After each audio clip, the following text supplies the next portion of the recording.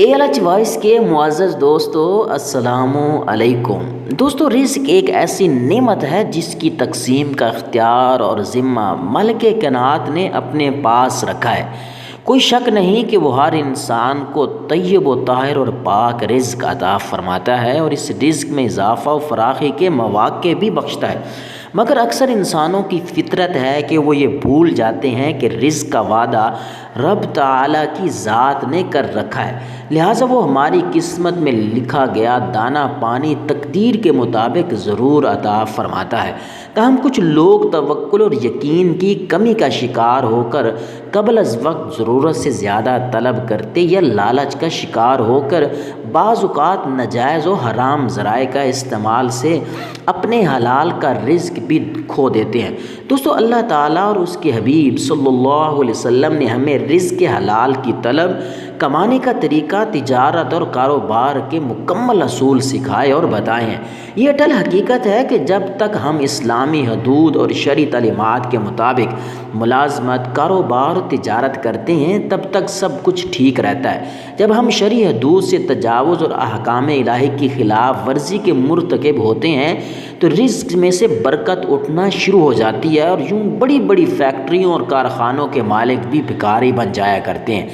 ناظرین، رزق حلال کمانے والوں کے لیے اللہ پاک اپنی رحمت کے خزانے کھول دیتا ہے، دنیا میں باعزت رکھتا ہے، آخرت میں بلند درجات سے نوازتا ہے، مگر اللہ کو چھوڑ کر مال و دولت کے حصول کا غلام بن جانا سب سے بڑی بدقسمتی ہے اور یہی سب سے بڑی ذلت ہے۔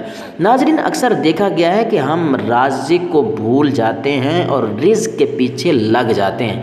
اگر ہم روزی کو چھوڑ کر رازق کے پیچھے لگ جائیں تو روزی خود بخود آپ کے پیچھے ہوگی۔ رات دیر تک جاگتے رہنا اور صبح کو دیر سے بیدار ہونے کی خراب عادت اب ہماری طرز زندگی کا ایک اہم حصہ بن چکی ہے۔ ہم کبھی یہ جاننے کی زحمت نہیں فرماتے کہ یہ بری عادت ہمیں کیا نقصانات پہنچا رہی ہے یا پھر اس عادت سے کیسے چھٹکارا حاصل کیا جا سکتا ہے۔ تو آئیے آپ کو بتاتے ہیں کہ صبح جلدی کیسے اٹھا جا سکتا ہے۔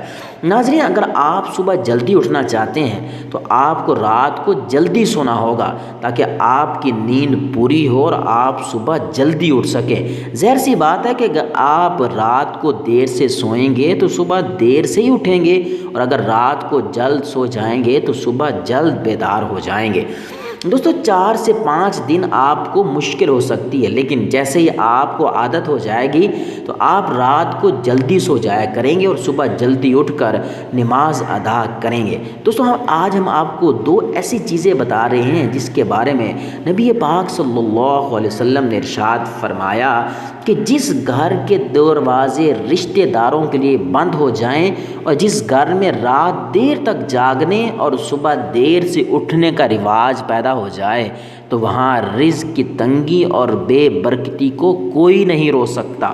اللہ پاک ہم سب کو صبح جلدی اٹھنے اور نماز ادا کرنے کی توفیق عطا فرمائے اور پیارے آقا کے فرمان پر عمل کرنے کی توفیق عطا فرمائے تاکہ ہماری روزی میں برکت پیدا ہو سکے۔ ناظرین، یہ بہت اہم چیزیں ہیں جو آج ہم نے آپ کو بتائی۔